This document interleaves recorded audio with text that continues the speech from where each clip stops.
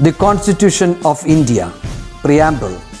We, the people of India, having solemnly resolved to constitute India into a sovereign, socialist, secular, democratic republic and to secure to all its citizens justice, social, economic and political, liberty of thought, expression, belief, faith and worship, equality of status and of opportunity, and to promote among them all fraternity, assuring the dignity of the individual and the unity and integrity of the nation.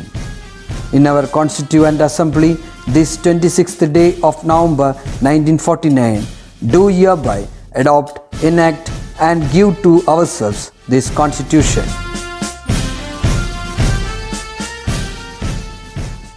Hari ओम नमस्ते संस्कृतकक्षायां सर्वेभ्यः सुस्वागतम्। वयं सर्वे बह्व्यः भाषाः जानीमः। अस्माकं पुरतः अस्माकं मातृभाषा मलयाळम् अस्ति। एवम् इंग्लिश् आङ्ग्लेयं वयं सर्वे पठामः। एवमेव संस्कृतमपि अस्माकम् इष्टतमा भाषा भवति। तर्हि एतासां भाषाणां किं प्रयोजनम् अथवा एतासां भाषाणां प्रमुखः उपयोगः कः? भाषाणां प्रधानतमः उपयोगः ആശയാനാം വിനിമയഃ ഏവ ഖലു. ഭാഷകളുടെ ഏറ്റവും പ്രധാനപ്പെട്ട ഉപയോഗം എന്താണ്? പ്രയോജനം എന്താണ്? അത് ആശയാനാം വിനിയോഗാർത്ഥം ഭവതി. ആശയങ്ങളുടെ വിനിയോഗത്തിനായിട്ടാണ്. അതായത് നമുക്ക് പറയാനുള്ളൊരു കാര്യം നമ്മൾ എക്സ്പ്രസ് ചെയ്യുന്നു, ആ എക്സ്പ്രഷൻ മറ്റൊരാൾ കേട്ട് അതേ ഭാഷ മനസ്സിലാകുന്ന രീതിയിൽ അയാളത് മനസ്സിലാക്കിയെടുക്കുന്നു, മനസ്സിലാക്കുന്ന ആളാണെങ്കിൽ. ഇപ്പം ഞാൻ സ്പെയിനിൽ പോയിട്ട് മലയാളത്തിൽ സംസാരിച്ചിട്ട് വല്ല കാര്യമുണ്ടോ? ഇല്ല, അവിടെ ഒരു മലയാളി ഉണ്ടെങ്കിലേ മനസ്സിലാവുള്ളൂ. സോ ഒരു കമ്മ്യൂണിറ്റിയിൽ, ഒരു സൊസൈറ്റിയിൽ താമസിക്കുന്ന ആൾക്കാർക്കിടയിൽ ആശയവിനിമയത്തിനായിട്ടാണ് പൊതുവെ ഭാഷ ഉപയോഗിക്കപ്പെടാറുള്ളത്. പക്ഷേ മനുഷ്യൻ്റെ ഒരു ബേസിക് നേച്ചർ എന്താണ് എന്ന് വെച്ച് കഴിഞ്ഞാൽ എപ്പോഴും എന്തെങ്കിലും ക്രിയേറ്റീവായി ചെയ്തുകൊണ്ടിരിക്കും, അല്ലേ? മനുഷ്യൻ എപ്പോഴും ക്രിയേറ്റീവ് അല്ലേ? നിങ്ങളുമൊക്കെ ക്രിയേറ്റീവ് അല്ലേ?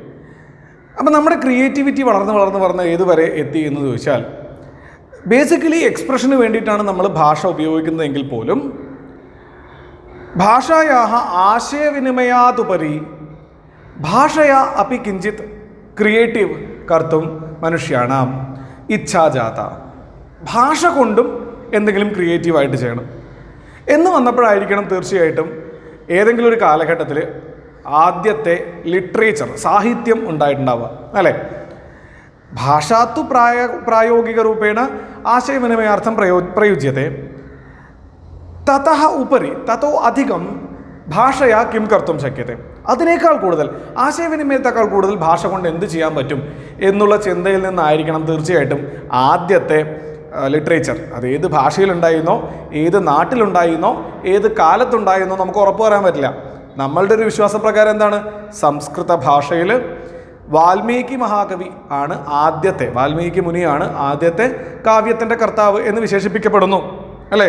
അതിനു മുമ്പ് കാവ്യങ്ങൾ ഉണ്ടായിരുന്നോ എന്ന് ചോദിച്ചാൽ അറിയില്ല. കാരണം അതിൽ തന്നെ ഹനുമാനെ പറ്റി വിശേഷിപ്പിക്കുമ്പോൾ നാനാ വ്യാകരണ പടു എന്ന് പറയുന്നുണ്ട്, ഒരുപാട് വ്യാകരണങ്ങൾ അറിയുന്നവെന്ന് പറയുന്നുണ്ട്. അപ്പോൾ അത്രയും വ്യാകരണങ്ങൾ അറിയണമെന്നുണ്ടെങ്കിൽ ഭാഷ അത്രത്തോളം ഉറച്ച കാലാണ്. അപ്പോൾ അതിനു മുമ്പേ ഉണ്ടായിട്ടില്ലേ? ഭാഷ ഉണ്ടെങ്കിൽ സാഹിത്യം ഉണ്ടായിരുന്നിരിക്കണം എന്നുള്ളൊരു ചിന്തയൊക്കെ വരുമ്പോൾ നമുക്ക് പറയാൻ പറ്റില്ല ഏത് കാലത്തുണ്ടായിരുന്നെന്നും. തമിഴാണ് ഏറ്റവും പഴയ ഭാഷ എന്നും അതിൽ സംസ്കൃതത്തെക്കാൾ മുൻപേ രചിക്കപ്പെട്ട കൃതികളുണ്ടെന്നൊക്കെ പറയുന്നു. എനിവേ, ഭാഷയാ കിമപി സർജനാത്മകതയാ സ്രഷ്ടവ്യം ഇതി ധിയാ ഭാഷാഭിഹി സാഹിത്യം ഉത്പന്നം. ഭാഷയിൽ നിന്ന് ക്രിയേറ്റീവായിട്ട് എന്തെങ്കിലും ചെയ്യണം എന്നുള്ള ആഗ്രഹത്തിൽ നിന്നാണ് സാഹിത്യം എന്ന ഘടകം ഉണ്ടായത്. സാഹിത്യം ഇതി ശബ്ദസ്യ കഃ അർത്ഥഃ? സാഹിത്യ ശബ്ദസ്യ സഹിതയോഹോ ഭാവഃ സാഹിത്യം എന്നാണ് പറയണത്. സഹിതയോഹോ, ഒന്നിച്ചിരിക്കുന്നവരുടെ ഭാവം, ഒന്നിച്ചിരിക്കുന്നവരുടെ സ്ഥിതിയാണ് സാഹിത്യം. എന്തൊക്കെയാണ് ഒന്നിച്ചിരിക്കണേ? ശബ്ദഃ അർത്ഥഃ ച സഹിതൗ ഭവതഃ. ശബ്ദവും അർത്ഥവും. ശബ്ദഃ ഇത്യസ്യ കഃ അർത്ഥഃ? പദം ഇത്യർത്ഥഃ, നമ്മൾ പ്രയോഗിക്കുന്ന പദം. അർത്ഥഃ ഇത്യസ്യ കഃ അർത്ഥഃ? പ്രയുക്തേന പദേന ബുദ്ധ്യമാനഃ വസ്തുസ്വരൂപം, ബുദ്ധ്യമാനം വസ്തുസ്വരൂപം ഭവതി അർത്ഥഃ. എന്ന് വെച്ചാൽ ഒരു വാക്ക്, എന്തെങ്കിലും ഒരു വാക്ക് ഉപയോഗിച്ചാൽ അത് ശബ്ദം ആയി. ആ വാക്ക് ഉപയോഗിക്കുന്നതിലൂടെ പ്രയോഗിക്കുന്ന ആളുടെയും കേൾക്കുന്ന ആളുടെയും മനസ്സിലുണ്ടാകുന്ന ആശയം എന്താണോ അതാണ് അർത്ഥം. ഇങ്ങനെ ശബ്ദവും അർത്ഥവും ഒരുമിച്ചിരുന്നാൽ അതിനെ നമുക്ക് സാഹിത്യം എന്ന് പറയാം. അതുകൊണ്ട് മാത്രം സാഹിത്യമാവില്ല, ആ അർത്ഥം സാധാരണക്കാരിലെ ആസ്വാദ്യതയെ ഉണർത്തണം, അതിന് രുചിക്കുന്നതാവണം. നമുക്ക് എന്തിനേയും ആസ്വദിക്കാനുള്ള കഴിവുണ്ട് അല്ലേ? പാട്ട് കേട്ടാൽ നമ്മൾ ആസ്വദിച്ചിരുന്നു പോകും, നല്ലൊരു സിനിമ കണ്ടാൽ നമ്മൾ ആസ്വദിച്ചിരുന്നു പോകും. അപ്പോൾ മനുഷ്യന് ആസ്വദിക്കാനുള്ള കഴിവുണ്ട്. മനുഷ്യൻ്റെ ആ ആസ്വാദന ത്വരയെ തൃപ്തിപ്പെടുത്തുന്ന ശബ്ദങ്ങളുടെയും അർത്ഥങ്ങളുടെയും ഒരുമിച്ചിരിപ്പാണ് സാഹിത്യം. ഓക്കെ, അപ്പോൾ ഈ സാഹിത്യം ഏതൊക്കെ ഭാഷയിലുണ്ടെന്ന് ചോദിച്ചാൽ എവിടെയൊക്കെ ഭാഷകളുണ്ടോ അവിടെയൊക്കെ സാഹിത്യമുണ്ട്. മലയാളത്തിൽ അങ്ങനെ സാഹിത്യമില്ലേ എന്ന് ചോദിച്ചാൽ എന്തൊക്കെ സാഹിത്യമുണ്ട്? ഗദ്യസാഹിത്യമുണ്ട്, പദ്യസാഹിത്യമുണ്ട്, ഇത് രണ്ടും ചേർത്തിട്ടുള്ള സാഹിത്യമുണ്ട്. അതിൽ തന്നെ വ്യത്യസ്ത മേഖലകളുണ്ട്. ഇപ്പോൾ ഗദ്യസാഹിത്യം എടുത്താൽ നമുക്കറിയാം, അതിൽ ചെറുകഥ എന്ന് പറയുന്ന കഥകളുണ്ട്, ഒറ്റവരി കഥകളുണ്ട്, അതുമാത്രമല്ല നീണ്ട കഥകളുണ്ട്, നോവലുകളുണ്ട്. അപ്പോൾ പലതരത്തിലാണ് ഗദ്യസാഹിത്യം. പദ്യത്തിൻ്റെയും കാര്യം അത് തന്നെ. ഒരു ശ്ലോകത്തിൽ അല്ലെങ്കിൽ ഒരു വരിയിൽ അവസാനിക്കുന്ന കവിതകൾ മുതൽ മഹാകാവ്യങ്ങൾ വരെയുണ്ട്. അപ്പോൾ മഹാകാവ്യങ്ങൾ എന്നൊക്കെ പറഞ്ഞു കഴിഞ്ഞാൽ സുദീർഘമായിട്ടുള്ള ഒരു വംശത്തിൻ്റെ വർണ്ണനയൊക്കെ ആയിരിക്കും മഹാകാവ്യത്തിൽ പറയും. അപ്പോൾ നമ്മൾ ഈ യൂണിറ്റ് കൊണ്ട് കാവ്യമുക്താവലി എന്ന ഈ പാഠത്തിലൂടെ സാഹിതി എന്ന 3-ാം യൂണിറ്റിലെ ആദ്യത്തെ പാഠമായ കാവ്യമുക്താവലി ഈ എന്ന പാഠത്തിലൂടെ സംസ്കൃതത്തിലുള്ള 5 മഹാകാവ്യങ്ങളെ കണ്ടെത്താൻ പോകണം, പഠിക്കാൻ പോകണം. 5 മഹാകാവ്യം. അപ്പോൾ നമുക്കൊരു സംശയം തോന്നും, എന്താ ഈ കാവ്യവും മഹാകാവ്യവും തമ്മിൽ വ്യത്യാസം എന്നാണെങ്കിൽ, മഹാകാവ്യത്തിന് ഒരു ലക്ഷണം ഉണ്ട്. എന്താണ്? ഒരു വംശത്തിൻ്റെ വർണ്ണന ആവാം, അല്ലെങ്കിൽ ഒരു രാജാവിൻ്റെ ജനനം മുതൽ മരണം വരെയുള്ള ദീർഘകാലത്തെ വർണ്ണനയാവാം. അങ്ങനെ ദീർഘമായൊരു വർണ്ണനയെ സർഗങ്ങളിലൂടെ എന്ന് വെച്ച് കഴിഞ്ഞാൽ അധ്യായങ്ങളിലൂടെ തിരിച്ച് സുദീർഘമായി തന്നെ അവതരിപ്പിക്കുന്ന രീതിയാണ് മഹാകാവ്യങ്ങളുടേത്. അതായത് ഒറ്റ അധ്യായം കൊണ്ട് ഒരു മഹാകാവ്യം അവസാനിക്കില്ല, ധാരാളം അധ്യായങ്ങളുണ്ടാവും. അങ്ങനെ അധ്യായങ്ങളിലൂടെ ഒരു വംശത്തിൻ്റെ കഥയോ ഒരു രാജാവിൻ്റെ ജീവിത കഥയോ അല്ലെങ്കിൽ ഒരു രാജാവിൻ്റെ ജീവിതത്തിലെ ഏറ്റവും പ്രധാനപ്പെട്ട വിശദമായ കാര്യത്തിൻ്റെ വിശദമായ വർണ്ണനയോ ഒക്കെയാണ് മഹാകാവ്യത്തിൽ ഉണ്ടാവുക. അതിൽ തന്നെ മഹാകാവ്യത്തിന് വേറെയും കുറേ ലക്ഷണങ്ങളുണ്ട്. എങ്ങനെയുള്ള നായകനായിരിക്കണം, എങ്ങനെയുള്ള നായികയായിരിക്കണം എന്നൊക്കെ ലക്ഷണങ്ങളുണ്ട്. ഇങ്ങനെയുള്ള മഹാകാവ്യങ്ങൾ എഴുതുന്നവരെയാണ് നമ്മൾ മഹാകവികൾ എന്ന് വിളിക്കുക. അവർ സാധാരണ കവികൾ എന്ന് പറഞ്ഞാൽ പോരാ, മഹാകാവ്യം എഴുതുന്നതിന് സാധാരണ കവിത എഴുതുന്നതിനേക്കാൾ കൂടുതൽ കഴിവ് വേണം അല്ലേ? കവികൾക്കിടയിലും നമ്മൾ എല്ലാവരും കവിത തന്നെ എഴുതണേ, എല്ലാവരും സാഹിത്യം തന്നെയാണ് ഉപയോഗിക്കുന്നത്. പക്ഷെ അതിലും കുറച്ച് പേര് കൂടുതൽ ശ്രേഷ്ഠന്മാരാവുന്ന എന്തുകൊണ്ടാണ്? അവരുടെ കാവ്യങ്ങൾ കൂടുതൽ പേരെ സന്തോഷിപ്പിക്കുന്നതുകൊണ്ടാണ്. അപ്പം മഹാകാവ്യങ്ങളുടെ ഒരു പ്രത്യേകത എന്താണെന്ന് വെച്ച് കഴിഞ്ഞാൽ വലിയ കഥയെ ചുരുക്കി അവരൊരു മഹാകാവ്യമായിട്ട്, എന്നാൽ എത്ര ചുരുക്കിയാലും അത് അത്രേ ചെറുതാവുള്ളൂ. ഇപ്പോൾ രാമൻ്റെ വംശത്തിൻ്റെ കഥ പറയുകയാണെന്ന് പറഞ്ഞു കഴിഞ്ഞാൽ എവിടെ തൊട്ട് തുടങ്ങണം?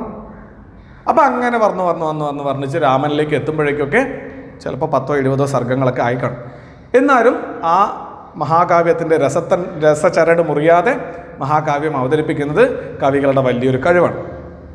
അതിൽ തന്നെ സംസ്കൃതത്തിൽ ഒരുപാട് മഹാകാവ്യങ്ങൾ രചിക്കപ്പെട്ടിട്ടുണ്ട്. നമുക്ക് വിരലിലെണ്ണിയാൽ പോരാ, കയ്യും കാലും എണ്ണിയാൽ പോരാ, ഈ തലമുടി മുഴുവൻ എണ്ണിയാലും പോരാ, അത്രയധികം മഹാകാവ്യങ്ങൾ ഏതൊക്കെയോ കാലഘട്ടത്തിലായിട്ട് രചിക്കപ്പെട്ടിട്ടുണ്ട്. അപ്പോൾ എന്തായി? മഹാകാവ്യങ്ങളുടെ ആധിക്യം, മഹാകാവ്യങ്ങളുടെ പെരുമഴയാണ്. ഇതിൽ നിന്ന് ദ ബെസ്റ്റ് കണ്ടുപിടിക്കാൻ പറഞ്ഞാൽ എന്ത് ചെയ്യും? നമ്മൾ വായിച്ചു നോക്കേണ്ടി വരും, വേറെ വഴിയൊന്നുമില്ല. ഇത് മുഴുവൻ വായിച്ചു നോക്കിയിട്ട് കാലാകാലങ്ങളായിട്ട് പല സഹൃദയന്മാരും പറഞ്ഞ് സഹൃദയന്മാരെന്ന് വെച്ചാൽ ആരറിയോ? നമ്മളൊക്കെ തന്നെ പുസ്തകം വായിക്കുന്നവർ. അങ്ങനെ അവർ പറഞ്ഞ് 5 കാവ്യങ്ങൾ, 5 മഹാകാവ്യങ്ങൾ നമുക്ക് എടുക്കാം എന്നായിട്ടുണ്ട്. ധാരാളം മഹാകാവ്യങ്ങളുണ്ട്. ഈ കാലഘട്ടത്തിലും മഹാകാവ്യങ്ങൾ സംസ്കൃതത്തിൽ ധാരാളം പുറത്തിറങ്ങുന്നുണ്ട്. മഹാകവികൾ സംസ്കൃതത്തിൻ്റെ മേഖലയിൽ ധാരാളം പേര് ജീവിച്ചിരിക്കുന്നുണ്ട്. അപ്പോൾ ഈ മഹാകവികൾക്കിടയിൽ നിന്ന്, അവരുടെ മഹാകാവ്യങ്ങൾക്കിടയിൽ നിന്ന് 5 എണ്ണത്തിനെ എല്ലാ കാലത്തെയും മികച്ചത്, ഗ്രേറ്റസ്റ്റ് ഓഫ് ഓൾ ടൈം എന്നുള്ള നിലയ്ക്ക് 5 എണ്ണം എടുക്കാൻ തീരുമാനിച്ചു. ഏതൊക്കെയാണ് അറിയോ 5 എണ്ണം? ആ 5 എണ്ണത്തെ പറ്റിയാണ് നമ്മൾ ഈ പാഠഭാഗത്തിൽ പഠിക്കുന്നത്. നമുക്ക് ആദ്യം അതിൻ്റെ ആമുഖം ഒന്ന് വായിച്ചിട്ട് താഴേക്ക് പോകാം. കുമാരസംഭവം, രഘുവംശം, കിരാതാർജുനീയം, ശിശുപാലവധം, നൈഷധീയചരിതം ഇത്യേതാനി ഭവന്തി പഞ്ചമഹാകാവ്യാനി. 5 മഹാകാവ്യങ്ങളാണുള്ളത്. നമ്മൾ പറഞ്ഞല്ലോ 5 സെലക്ട് ചെയ്തത്. അതിന് പഞ്ചമഹാകാവ്യം എന്ന് പറയാം. 5 മഹാകാവ്യങ്ങൾ. അത് ഏതൊക്കെയാണ്? കുമാരസംഭവം. കമ്മാരസംഭവം അല്ല, അത് ദിലീപിൻ്റെ സിനിമ. ഇതല്ല. കുമാരസംഭവം, രഘുവംശം, കിരാതാർജുനീയം, ശിശുപാലവധം, നൈഷധീയ ചരിതം. ഈ 5 പഠിച്ചു വെക്കണേ. 5 മഹാകാവ്യങ്ങളാണ് സംസ്കൃതത്തിലുള്ളതെന്ന് നമുക്കറിയാം. ആ 5 മഹാകാവ്യങ്ങളുടെ പേരെന്തൊക്കെയാണ്? കുമാരസംഭവം, രഘുവംശം, കിരാതാർജുനീയം, ശിശുപാലവധം, നൈഷധീയ ചരിതം. യേഷു സൗന്ദര്യസ്യ തഥാ ശക്തേഹ ച പ്രതിരൂപേണൈവ മഹാകവിഭിഃ മഹിളാഃ വർണ്ണിതാഃ. താസാം ഏകൈകം ഉദാഹരണം അത്ര പശ്യന്തു. ഈ പാഠത്തിലൂടെ നമ്മൾ 5 മഹാകാവ്യങ്ങളെ പരിചയപ്പെടും എന്ന് നിങ്ങൾക്ക് മനസ്സിലായല്ലോ. ആ 5 മഹാകാവ്യങ്ങളെ പരിചയപ്പെടുന്നതിൻ്റെ ഒപ്പം 5 മഹാകാവ്യങ്ങളിലെയും ശക്തരായിരിക്കുന്ന സ്ത്രീ കഥാപാത്രങ്ങളെ കൂടി നമ്മൾ പരിചയപ്പെടാൻ പോകണം. അപ്പോൾ 2 in 1 ഓഫറാണ് കേട്ടോ. 5 മഹാകാവ്യങ്ങൾ പരിചയപ്പെടും. 5 മഹാകാവ്യങ്ങൾ പരിചയപ്പെടുന്നതിൻ്റെ കൂടെ അതത് മഹാകാവ്യങ്ങളിലെ അതിശക്തരായിരിക്കുന്ന സ്ത്രീ കഥാപാത്രങ്ങളെ കൂടി നമ്മൾ പരിചയപ്പെടുക. ഇതെന്തിനാ പരിചയപ്പെടണമെന്നറിയോ? പൊതുവേ ഒരു ധാരണയുണ്ട് എല്ലാം പുരുഷ കേന്ദ്രീകൃതമാണെന്ന്. എന്നുവെച്ചാൽ പുരുഷന്മാർ, അമ്മമാർ മാത്രം വലിയ ആൾക്കാർ. Why should boys have all the fun? അല്ല, എന്തിനാ ബോയ്സിന് മാത്രം ഫൺ? നമ്മൾ ഗേൾസും അല്ല, നമ്മളെല്ലാവരും സൂപ്പറാണ് എന്ന് തെളിയിക്കുന്ന 5 കഥാപാത്രങ്ങളുടെ ഓരോ ഉദാഹരണം നമുക്ക് ഈ മഹാകാവ്യത്തെ പറ്റി പഠിക്കുന്ന ഘട്ടത്തിൽ തന്നെ നമുക്ക് മനസ്സിലാക്കാം. ഓക്കെ, അപ്പോൾ അതിൽ നമ്മൾ ആദ്യം പഠിക്കാൻ പോകുന്ന മഹാകാവ്യം ഏതാ അറിയോ? ദേ അവിടെ കുറേ മഹർഷിമാർ വന്ന് നിൽക്കുന്നുണ്ട് അല്ലേ? 7 ഋഷിമാർ വന്ന് നിൽക്കുന്നു ടെക്സ്റ്റ് ബുക്കിൽ. 7 ഋഷിമാരെ എന്ത് പറയും? സപ്തഋഷികൾ എന്ന് പറയും അല്ലേ? ആ സപ്തഋഷിമാർ വന്ന് നിൽക്കുന്ന ഒരു ഭാഗം പറയുന്ന ഒരു മഹാകാവ്യത്തെ പറ്റിയാണ് നമ്മൾ ഇന്ന് പഠിക്കുന്നത്. ഏതാ മഹാകാവ്യം എന്നറിയോ? കുമാരസംഭവ മഹാകാവ്യം. എന്താ കുമാരസംഭവം എന്ന് വെച്ച് കഴിഞ്ഞാൽ കുമാരഃ സംഭൂതഃ, ഒരു കുമാരനുണ്ടായ കഥ. ഏതാ കുമാരൻ? സുബ്രഹ്മണ്യൻ എന്ന് പറഞ്ഞ് ശിവന് പാർവതിയിൽ ഒരു പുത്രൻ ജനിച്ചു അല്ലേ? ആ പുത്രൻ്റെ ജനന കഥയാണ് കുമാരസംഭവം എന്ന മഹാകാവ്യത്തിലൂടെ പറയുന്നത്. നമുക്ക് നോക്കാം. മഹാകവി കാളിദാസഃ കവികുലഗുരുരിതി വിഖ്യാതഃ ഭവതി. മഹാകവി കാളിദാസൻ കവികുലഗുരുഃ, കവീനാം കുലം കവികുലം, തസ്യ ഗുരുഃ കവികുലഗുരു. കവിമാരുടെ മുഴുവൻ കുലത്തെ കവികുലം എന്ന് വിളിച്ചാൽ ആ കവികുലത്തിനൊരു ഗുരു, ഒരു ശ്രേഷ്ഠനായിട്ടുള്ള ഒരാളുണ്ടെങ്കിൽ അത് കാളിദാസനാണ്. പണ്ടൊരു രാജാവ് ആ നാട്ടിലെ കവികളുടെയൊക്കെ എണ്ണെടുക്കാൻ തീരുമാനിച്ചു.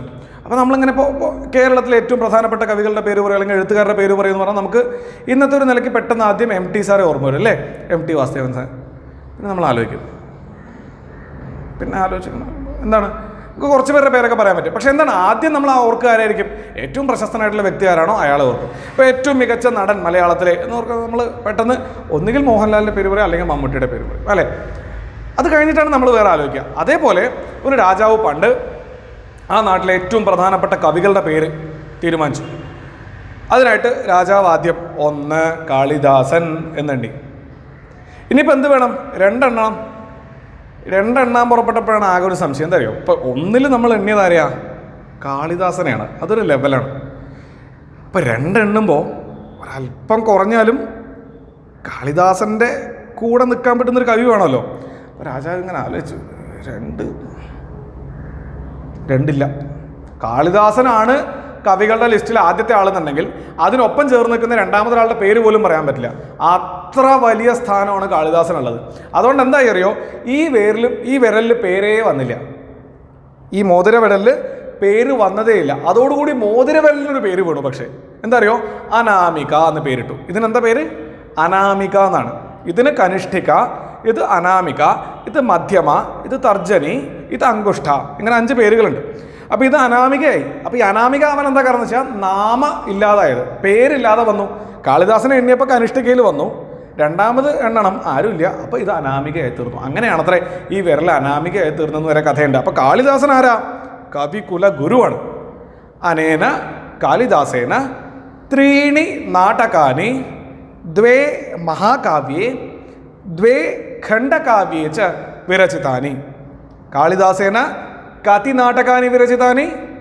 3 नाटकानि। कति महाकाव्ये? 2 महाकाव्ये। कति खण्डकाव्ये? 2 खण्डकाव्ये। आहत्य कति कृतयः? आहत्य टोटल एत्र कृतिകളാ?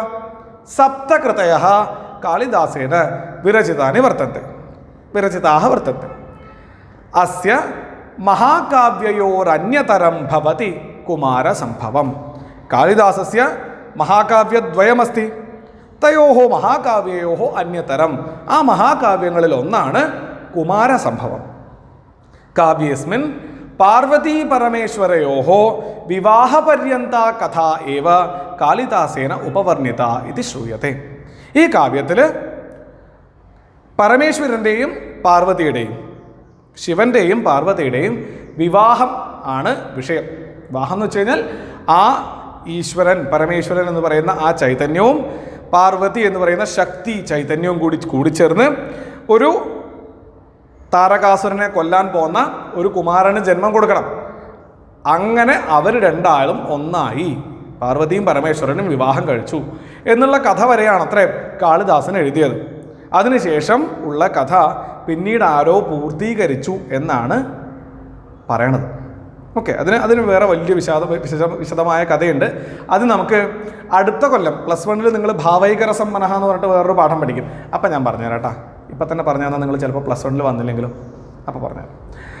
കുമാരസംഭവേ ഷഷ്ഠസർഗേ ഗൗരീം പരിണേതുമിച്ഛോः ശംഭോः ദൗത്യേന സപ്തർഷയः ഹിമവന്തം പ്രാപുഃ. കുമാരസംഭവേ, കുമാരസംഭവ കാവ്യത്തിൽ ഷഷ്ഠസർഗേ 6ാം സർഗത്തിൽ, എന്താണ് മഹാകാവ്യങ്ങളിലെ അധ്യായങ്ങളുടെ പേര്? സർഗം എന്നാണ്. അപ്പോൾ 6ാമത്തെ സർഗത്തിൽ ഗൗരീം പരിണേതും ഇച്ഛോഹോ, ഗൗരിയെ പരിണേതും വിവാഹം കഴിക്കുന്നതിന് ഇച്ഛോഹോ ആഗ്രഹിക്കുന്നവനാകുന്ന ശംഭോഹോ, ശംഭു ശബ്ദസ്യ കഃ അർത്ഥഃ? ശിവഃ ഇത്യർത്ഥഃ. ശിവസ്യ ദൗത്യേന, ദൗത്യം നമുക്കറിയാം അല്ലേ, നമ്മുടെ കരസേനയുടെ ആ ദൗത്യം വിജയിച്ചു എന്ന് പറയും. ദൗത്യം എന്ന് വെച്ചാൽ എന്താ? മിഷൻ. അപ്പോൾ ഭഗവാന് ശിവന് പാർവതിയെ വിവാഹം കഴിക്കാൻ ആഗ്രഹമുണ്ട് എന്ന ആ കാര്യം അറിയിക്കുന്നതിനും ആ പ്രപ്പോസൽ സംസാരിക്കുന്നതിനും വേണ്ടി ആ ദൗത്യവുമായിക്കൊണ്ട് സപ്തർഷയഃ 7 ഋഷിമാരുണ്ട്. ആ സപ്തഋഷികൾ ഹിമവന്തം പ്രാപുഹു, ഹിമവാനെ സമീപിച്ചു. എന്തിനാ ഹിമവാനെ സമീപിച്ച്? ഹിമവാന്റെ പുത്രിയാണ് പാർവതി. അപ്പോൾ ശിവന് പാർവതിയെ വിവാഹം കഴിക്കണം. പാർവതി വിവാഹം കഴിക്കാൻ ആരാണ് ഇപ്പോൾ ശിവൻ്റെ കാര്യമായിട്ട് അങ്ങോട്ട് പോണേ?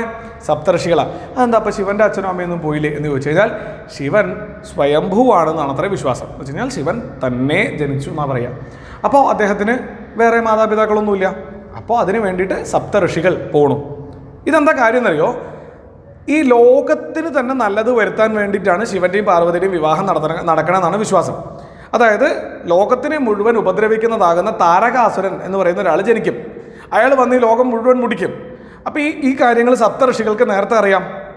അപ്പോൾ ഇവരെന്ത് ചെയ്യണം? ഈ താരകാസുരൻ ജനിച്ച് ലോകം മുഴുവൻ മുടിക്കുന്നതിന് മുമ്പായിട്ട് താരകാസുരനെ കൊല്ലാൻ പോകുന്ന ഒരു കുമാരനെ കൂടി ഈ ഭൂമിയിൽ ജനിപ്പിക്കണം. അതിനുള്ള ശക്തി ആർക്കാ ഉള്ളത്?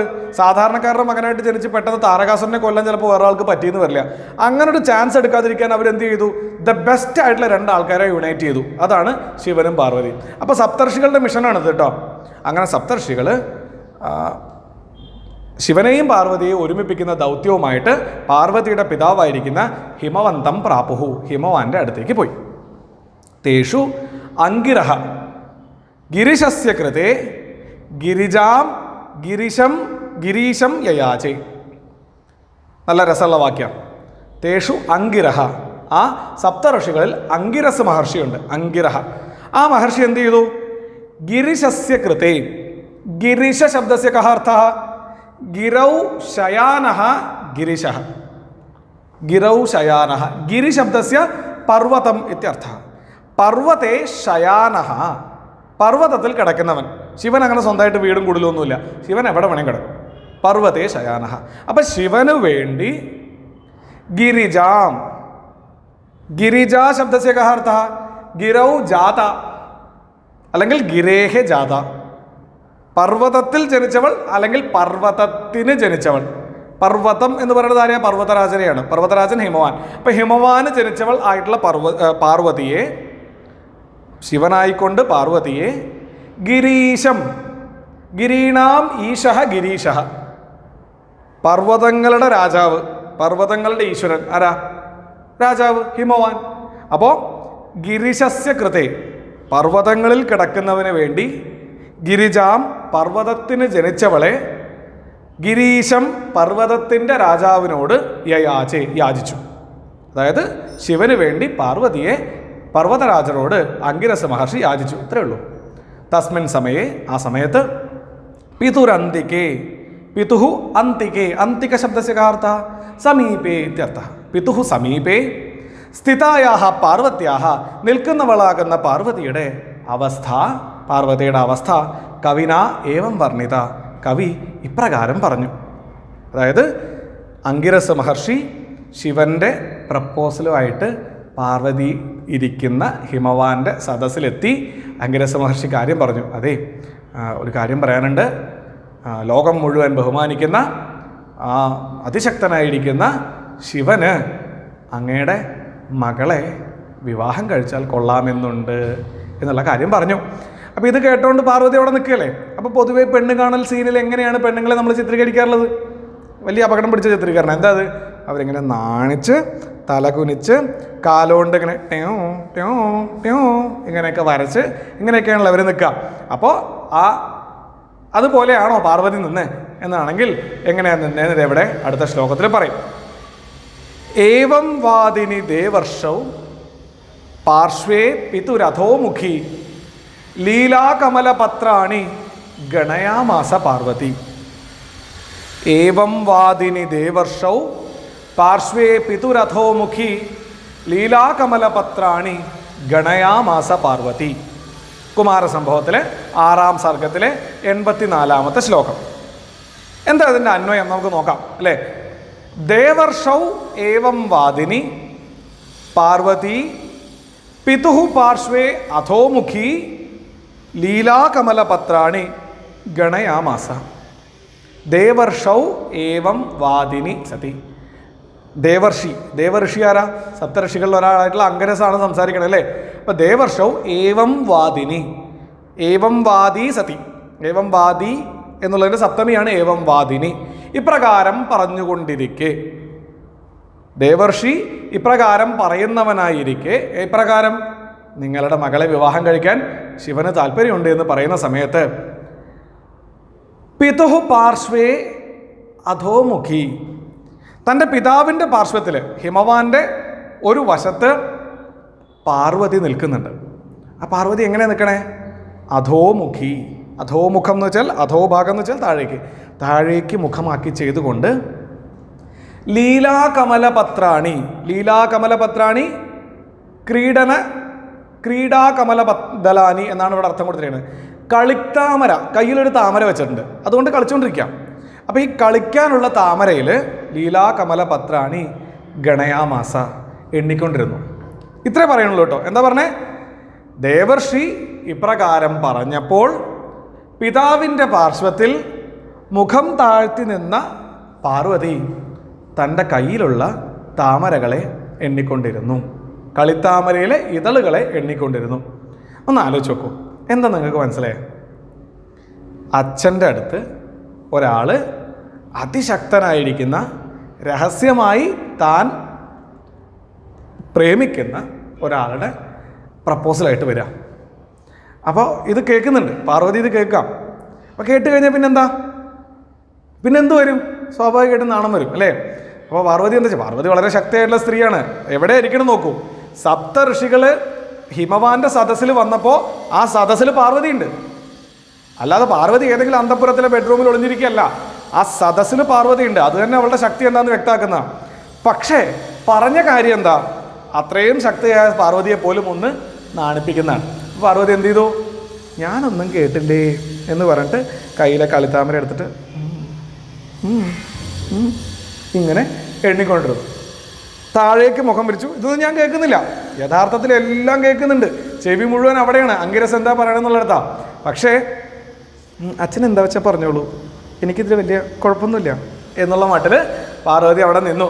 പക്ഷേ കാളിദാസന്റെ വാക്കുകളിൽ എവിടെയെങ്കിലും കാളിദാസൻ പറഞ്ഞോ പാർവതിക്ക് അത് സമ്മതമാണെന്നോ, പാർവതി അത് കേട്ട് നാണിച്ചു എന്നോ, എന്തെങ്കിലും ഒരു കാര്യം പറഞ്ഞോ? ഇല്ല അല്ലേ? എന്താ പറഞ്ഞ ആകെ? ഇത്രയും കേട്ട പാർവതി പിതാവിൻ്റെ പാർശ്വത്തിൽ തന്നെ ഒന്ന് മുഖം കുനിച്ച് കയ്യിലെ കളിത്താമരകൾ എണ്ണി നിന്നു എന്ന് പറയുമ്പോൾ ഇത് വായിച്ചുകൊണ്ടിരിക്കുന്ന നമ്മുടെ മനസ്സിലാണ് ബാക്കിയെല്ലാം ജനിക്കണത്. എന്ത്? പാർവതി എന്തുകൊണ്ട് നാണം കുണുങ്ങി തല താഴ്ത്തി നിന്നു, എന്തുകൊണ്ട് പാർവതി ഞാനൊന്നും കേൾക്കുന്നില്ലേ രാമനാരായണ എന്നും പറഞ്ഞ് ഇതെല്ലാം എണ്ണിക്കൊണ്ടിരുന്നു എന്നൊക്കെയുള്ള ചിത്രങ്ങൾ ജനിക്കുന്നത് എവിടെയാ? നമ്മുടെ മനസ്സിലാ. അതെന്താ കാരണം? അതാണൊരു നല്ല കവിതയുടെ ലക്ഷണം. കവി പറഞ്ഞു വെച്ച വാക്കുകളിൽ ഒതുങ്ങുന്ന അർത്ഥമാണെന്നുണ്ടെങ്കിൽ അതൊരു നല്ല കവിതയല്ല, അതോടെ കഴിഞ്ഞു, അത് വായിച്ചു മനസ്സിലായി ഹോഗ്യ. പക്ഷേ ഒരു കവി പറഞ്ഞതിൽ നിന്ന് സഹൃദയൻ്റെ ഉള്ളിലെ ഭാവനകൾ കൂടുതലായി വളരുന്നുണ്ടെങ്കിൽ അതാണ് നല്ല കാവ്യം. കവി പറഞ്ഞു, പാർവതി താഴേക്ക് നോക്കി ആ കളിത്താമരയുടെ ഇതളുകൾ എണ്ണിക്കൊണ്ട് നിന്നു. എന്നാൽ എന്തുകൊണ്ട് പാർവതി കളിത്താമരകളുടെ ഇതളുകൾ എണ്ണി, എന്തുകൊണ്ട് പാർവതിയുടെ മുഖം കുനിഞ്ഞു എന്നുള്ള ചോദ്യങ്ങൾക്കൊക്കെ ഉത്തരം ജനിക്കുന്നത് എവിടെയാ? സഹൃദയൻ്റെ മനസ്സിലാണ്. അതാണ് കാവ്യത്തിൻ്റെ ലക്ഷണം. അങ്ങനെയുള്ള പാർവതിയുടെ ചിത്രമാണ് നമ്മളിവിടെ കണ്ടത്. എന്താ ആശയം? ഹിമവതാസാകം ദേവർഷിഭിः കൃതാം സ്വവിവാഹ ചർച്ചാം ശ്രോതുമുത്സുകാ ഭൂത്വാ പാർവതി പിതുഃ പാർശ്വേ ലജ്ജാവനമ്രമുഖീ സതി കമലദല ഗണനാ വ്യാജേന സ്ഥിത. ഹിമവതാസാകം, ഹിമവാനോടൊപ്പം ദേവർഷിഭിः കൃതാം, ദേവഋഷികളാൽ ചെയ്യപ്പെട്ട സ്വവിവാഹ ചർച്ച, തൻ്റെ വിവാഹ ചർച്ചയെ ശ്രോതും ഉത്സുക, കേൾക്കുന്നതിന് ആഗ്രഹമുള്ളവളായ പാർവതി, ശ്രോതും ഉത്സുക ഭൂത്വ, കേൾക്കാൻ ആഗ്രഹത്തോടു കൂടി പാർവതി, പിതുഃ പാർശ്വേ, തൻ്റെ പിതാവിൻ്റെ പാർശ്വഭാഗത്ത് ഒരു വശത്ത്, ലജ്ജാവനമ്രമുഖി, ലജ്ജ കൊണ്ട് കുനിഞ്ഞ മുഖത്തോടു കൂടി, കമലദള ഗണനാ വ്യാജേന സ്ഥിത, കമലദളങ്ങളെ, കമലത്തിൻ്റെ ദളം താമരയുടെ ഇതളുകളെ ഇങ്ങനെ ഇങ്ങനെ എണ്ണുന്ന വ്യാജേന സ്ഥിത എന്നാണ് പറയുന്നത്. അപ്പോൾ ഇതാണ് ഇതിൽ ഏറ്റവും പ്രധാനപ്പെട്ട കാര്യം എന്ന് വെച്ച് കഴിഞ്ഞാൽ, ഒരു കാവ്യം അതിൻ്റെ പദങ്ങളിൽ ഒതുങ്ങുന്ന അർത്ഥത്തെ മാത്രമാണ് കൊടുക്കുന്നതുണ്ടെങ്കിൽ അതൊരു നല്ല കാവ്യമല്ല. അപ്പോൾ നമ്മൾ വാക്കുകളെ കൊണ്ട് ഘോരഘോരം പ്രസംഗിക്കുന്ന തരത്തിലുള്ള വാക്കുകളുണ്ട്. എന്താ സ്വച്ഛന്തോച്ചലദച്ഛകച്ഛകുഹരച്ഛാദേതരാംബുച്ഛടാ മൂർച്ഛൻ മോഹമാർഷി, അങ്ങനൊരു സാധനമുണ്ട്. എന്താ കാര്യം? ഇങ്ങനൊരു ശ്ലോകമായിരിക്കും. പക്ഷെ എന്താ അതിൽ വലിയ കാര്യമൊന്നുമില്ല. ആ അർത്ഥം, ആ വാക്കുകൾ ഇങ്ങനെ കട്ടക്കട്ട കടിച്ച പൊട്ടാത്ത പോലെ, വായിൽ ചിരട്ടിയിട്ട് കടിച്ച പോലെ ഉണ്ടാവും. പക്ഷേ അത് പറയുന്ന അർത്ഥം അത്രേ ഉണ്ടാവുള്ളൂ. ഇവിടെയോ, ഇവിടെ പറയുന്ന കാര്യം വളരെ സിമ്പിളായിട്ട് പറഞ്ഞു. ഏവം വാദിനി ദേവർഷവും പാർശ്വേ പിതുരഥോമുഖി ലീലാകമലപത്രാണി ഗണയാമാസ പാർവതി. വളരെ വിരലിലുണ്ടാവുന്ന വാക്കുകളെ കൊണ്ട് എന്തുകൊണ്ട് പാർവതി ആ താമര എണ്ണി എന്നുള്ള ചോദ്യത്തിൻ്റെ വിശദമായൊരു ആശയത്തെ ഒരു വാക്കുകൊണ്ട് പോലും പറയാതെ ആൾ ഒളിപ്പിച്ചു. ഇതാണ് മഹാകവിയുടെ ലക്ഷണം. ഇവിടെ നമുക്ക് ഒരു കാര്യം കൂടി ശ്രദ്ധിക്കാനുണ്ട്. ദ്വികർമ്മക പ്രയോഗ എന്ന് പറഞ്ഞിട്ട് ഒരു വാക്യം ഉണ്ടാവണമെന്നുണ്ടെങ്കിൽ നമുക്ക് ഒരു വാക്യത്തിൽ ഒരു കർത്ത, ഒരു കർമ്മ, ഒരു ക്രിയ വേണമെന്നാണ് നമുക്കറിയാം. അതായത് രാമ ഗ്രാമം ഗച്ഛതി ആണെങ്കിൽ രാമ കർത്ത, ഗ്രാമം കർമ്മ, ഗച്ഛതി ക്രിയ, ഇങ്ങനെ 3 കാര്യങ്ങൾ വേണമെന്നാണ്. ഇവിടെ 2 കർമ്മങ്ങളുള്ള വാക്യങ്ങളുണ്ട്. ഓക്കെ, അങ്ങനെ ഒരു വാക്യം നമ്മളിവിടെ കണ്ടിരുന്നു. ഗിരിശായ ഗിരിജാം ഗിരീശം യയാചെ. ഗിരിശന് വേണ്ടി, ശിവന് വേണ്ടി പാർവതിയെ പർവ്വതരാജനോട് യാചിച്ചു. പാർവതിയെ എന്നതും കർമ്മ ആണ്, പർവ്വതരാജനോട് എന്നതും കർമ്മയാണ്. അപ്പോൾ ഇതിൽ ഏത് കർമ്മമാണ് പ്രധാന കർമ്മ എന്നാണെങ്കിൽ, പ്രധാന വാക്യത്തിൻ്റെ ഭാഗമാകുന്നത് ഏതോ അതാണ് പ്രധാന കർമ്മ. അതായത് ഗിരിശായ ഗിരിജാം യയാചെ, ഇതാണ് പ്രധാന വാക്യം അല്ലേ? ശിവനായിക്കൊണ്ട് പാർവതിയെ യാചിച്ചു, ഇതല്ലേ പ്രധാന വാക്യം. അപ്പോൾ പ്രധാന വാക്യത്തിൻ്റെ കർമ്മമാകുന്നത് ഏതാണോ അത് പ്രധാന കർമ്മമാവും. അപ്പോൾ സ്വാഭാവികമായിട്ടും രണ്ടാമത്തേത് അപ്രധാന കർമ്മമാവും. ഗിരിശന് വേണ്ടി, ശിവന് വേണ്ടി പാർവതിയെ യാചിച്ചു, സംഗതി ക്ലീനാണ്. ആരോട് എന്നുള്ള ചോദ്യത്തിനാണ് പിന്നീട് പർവ്വതരാജനോട് എന്നുള്ള ഉത്തരം വരണത്. അതുകൊണ്ട് തന്നെ അത് അപ്രധാനമായി പോകുന്നു എന്നുള്ളത് കൊണ്ട് ഇത്തരം വാക്യങ്ങളിൽ നിന്ന് പ്രധാന കർമ്മം ഏതാണ് എന്നും അപ്രധാന കർമ്മം ഏതാണ് എന്നും നിങ്ങൾ മനസ്സിലാക്കേണ്ടിയിരിക്കുന്നു. അപ്പം നമ്മൾ ഇന്ന് ആദ്യത്തെ 5 മഹാകാവ്യങ്ങളിൽ പ്രധാനപ്പെട്ട ഒന്നാകുന്ന കുമാരസംഭവം എന്ന മഹാകാവ്യത്തെക്കുറിച്ച് വിശദമായിട്ട് മനസ്സിലാക്കി. ഇനിയും കുമാരസംഭവത്തെക്കുറിച്ച് നിങ്ങൾക്ക് ഒരുപാട് കാര്യങ്ങൾ അറിയാനുണ്ടാവും എന്ന് എനിക്കറിയാം. അപ്പോൾ കുമാരസംഭവം എന്താണ് എന്ന് മനസ്സിലാക്കുന്നതിനായിട്ട് നിങ്ങൾക്ക് ജസ്റ്റ് ഒന്ന് ഗൂഗിൾ ചെയ്താൽ മതി. ഓക്കെ, ഞാൻ നിങ്ങൾക്ക് അതിന് വേണ്ടുന്ന സാധനങ്ങൾ അയച്ചു തരുകയും കൂടി ചെയ്യാം. എത്ര സർഗ്ഗങ്ങളുണ്ട്, എന്തൊക്കെയാണ് സർഗ്ഗങ്ങളുടെ വിഷയം, ഇതൊക്കെ നമുക്ക് വിശദമായിട്ട് വരുന്ന ദിവസം ചർച്ച ചെയ്യാം. അപ്പോൾ വർക്കുകളൊക്കെ ചെയ്ത് അയയ്ക്കുക, പാഠഭാഗം വായിക്കുക. അടുത്ത ക്ലാസ് നമുക്ക് വീണ്ടും കാണാം. രാം രാം.